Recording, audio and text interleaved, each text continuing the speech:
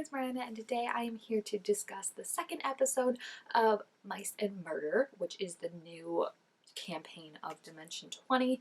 This is, like I said, the second episode, and it was starting out with everything happening about Daisy and Sylvester and their backstory. So I actually watched Adventuring Academy right before I watched the second episode, which was discussing the first episode, and one of the things they talked about was their character creations and how they came up with them. I didn't realize, because I'm not a super big Sherlock Holmes person, like I've never read the books or anything, that Daisy is essentially the counterpart of Sherlock Holmes. Like there is a woman, I think her name is Irene, they said, that is basically like the female Sherlock Holmes, and she has history with Sherlock where they're kind of like, she's not always on the right side of the law and they go toe to toe a lot, but like they have a really intense romance. So that is kind of where Daisy and Sylvester were coming from, and that to me made it even cooler because like I didn't know any of that, so I was really interested in like the, they're kind of each other's counterpart, but like they're the only people that they can't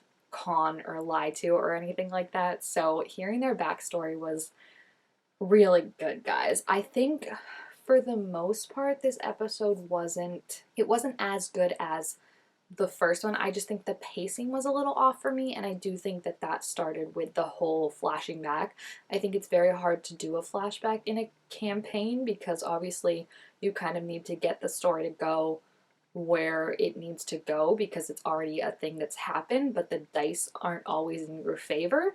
So I think also, since it's only like a 2-hour show, it was hard to condense all of their relationship into the first like 30 minutes. So it was kind of jarring when like they would talk for like a minute in character and then Brennan would go in and be like, okay, we're gonna cut to this and we're gonna cut to that, and I just think that kind of took me out of it a little bit. But I did really like their relationship, and I was super intrigued and surprised by how it happened. Like I was very surprised, I will say, when Grant played it, that Sylvester forgave Daisy and was like, I can't give up on you, I still want to be with you, and that she was the one that left him at the altar. I thought he would, just be so, I don't know, hurt that he was conned and just push her away. And I think because he had that insight of like, she is scared for you to push her away, as she's saying like, give up on me, like she doesn't want you to, but like she knows it's for the best. Like I think their relationship there is just very interesting, and you can tell where it's awkward of like, like it's friends playing lovers, so it does feel kind of awkward, but I think the more they get into the character,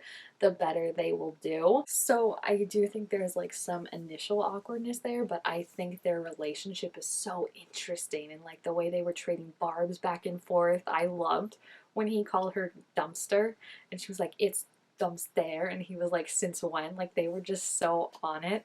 And then the part that also like broke my heart was when they had the initial scream and Reiko was like, Daisy initially is like, oh my gosh, is that Sylvester? Like worried for a second.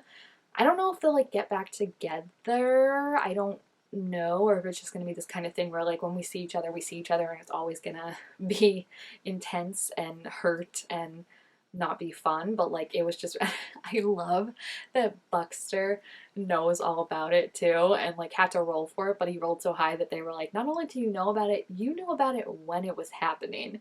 I think that is just, Buxter really like shined this episode, and I really took a liking to him. I think Gangi is still my favorite character. Just he says so little but says so much with the little he says.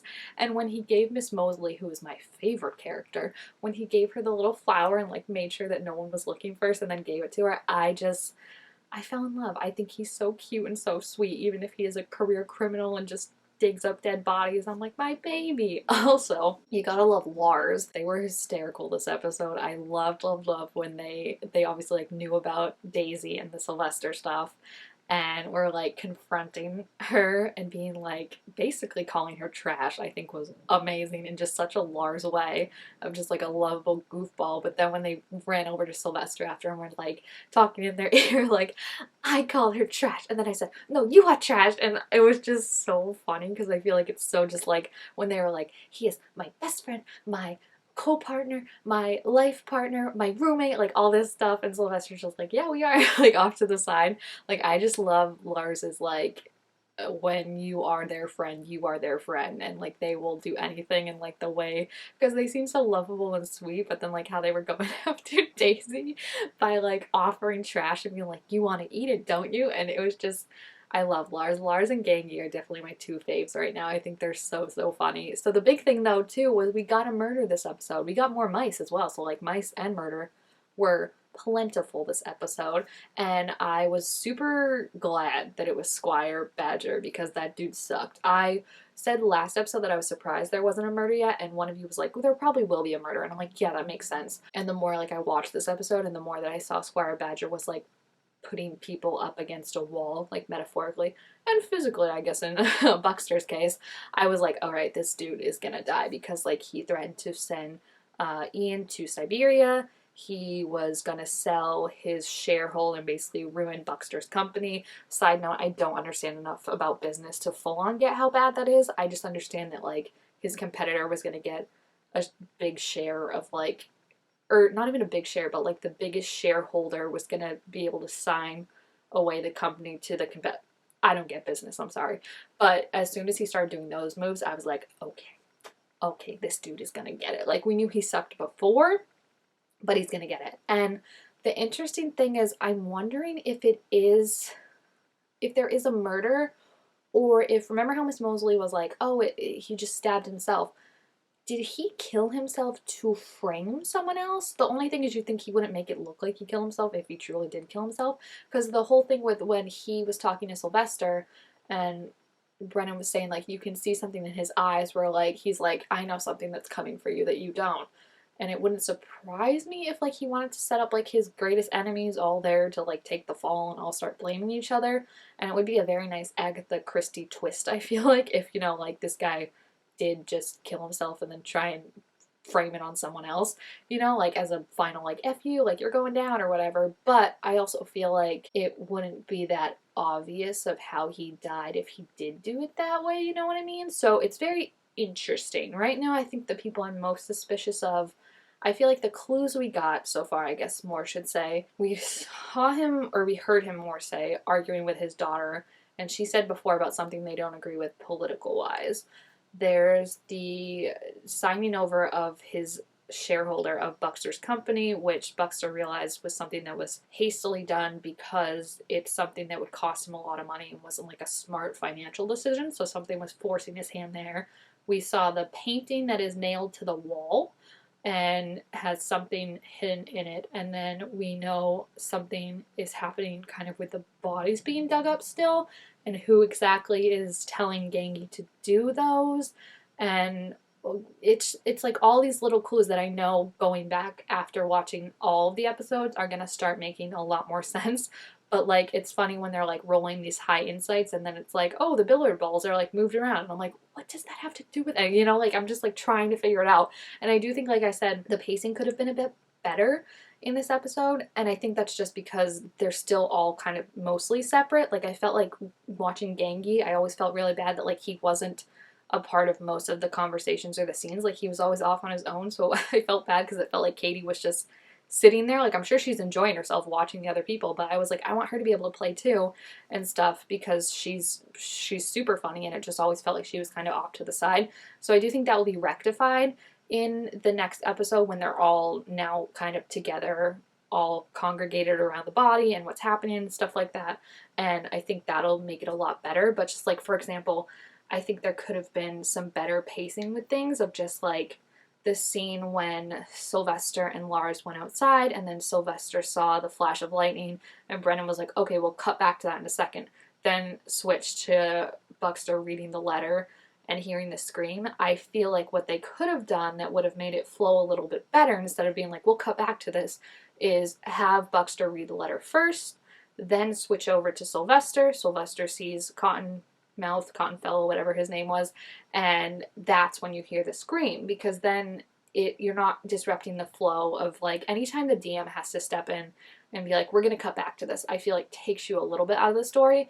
And it can happen to a certain degree of like, okay, like what are we going to do now? Where are we going to go? But I felt like it was just happening a lot this episode. And I don't know if that's because it was still trying like to get them all together, if it's still that they're kind of finding their way playing as a group, but it did feel very jarring every time that he would be like, we're going to cut back to this. Because I was just like, just play out the whole scene. And like, you know, I think that's something that's going to get rectified once they're all together, because it's not worried about like, oh, Gangi is over here in the kitchen, so I have to make sure that Gangi does something so he's not just sitting there for 2 hours, and Sylvester's over here and like is going to see something important, but I don't want him to see it till after they read the letter.